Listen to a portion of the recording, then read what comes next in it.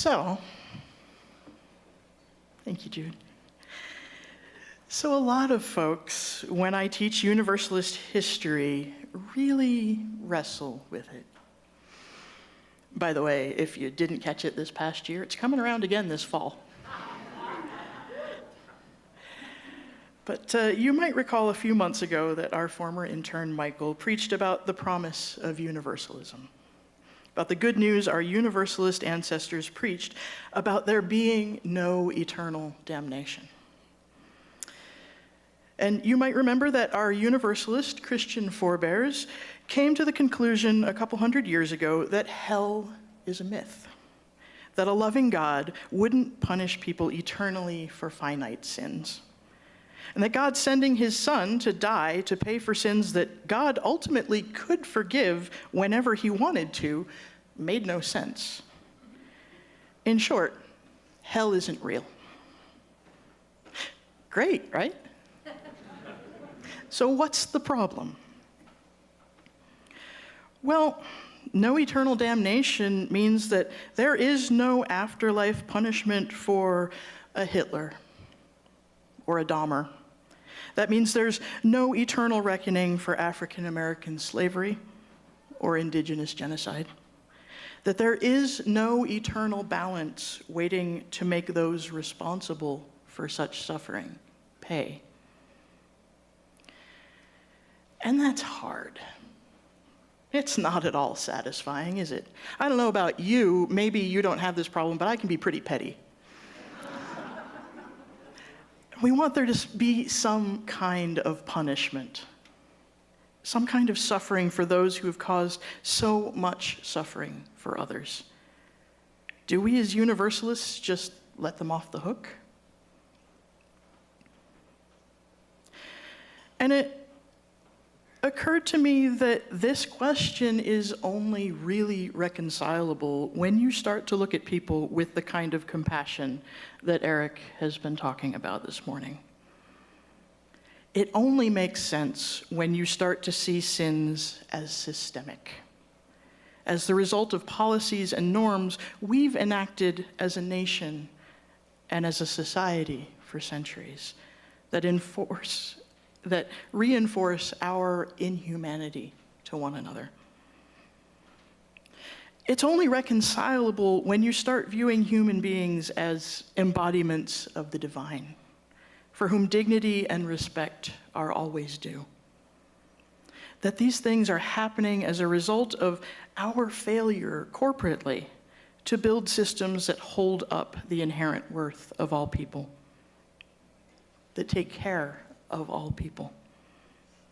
Again, that's a hard truth to digest, especially in a culture as individualistic as ours. But it's also where our hope comes from. An existence without hell means we can only seek salvation in this lifetime. And it is only this emphasis on salvation in this lifetime, the lack of eternal punishment and of throwing people away as sinful or eternally corrupt. It is only this emphasis on salvation that gives us hope for change. Because, friends, our salvation does not lie in other people's punishment. The truth is that though it may be satisfying to see the bullies of the world suffer, that suffering does nothing to bring any of us closer to the world we dream of. In fact, I could make a pretty strong argument that that kind of retribution doesn't bring about real justice at all. Real justice is restorative. Real justice brings all parties back to a grounding in their own divinity and their own humanity. Real justice helps bring about the world that we dream of, where all are cherished and supported, loved and fed. Now, some of our detractors and the detractors of our Universalist Christian forebears accuse them of taking the easy way out. But the truth is, universalism is hard. It's hard to think that the people tearing families apart aren't going to get what we think is their due. But universalism is where the hope lies. The hope is in the very fact that anyone, anything, at any time can grow and learn and change. And if we don't ultimately hold that hope for everyone, the hope that people can change, systems can change, our world can change, then what are we doing any of this for? And so we can't have it both ways. Now, Hosea Ballou, the father of universalism, wrote in the early 1800s, "It is well known and will be acknowledged by every candid person that the human heart is capable of becoming soft or hard, kind or unkind, merciful or unmerciful, by education and habit." While studying for my undergraduate degree in international relations, one of the most powerful courses I took was a class on the Holocaust. It wasn't a history class. It was an ethics class taught by a rabbi.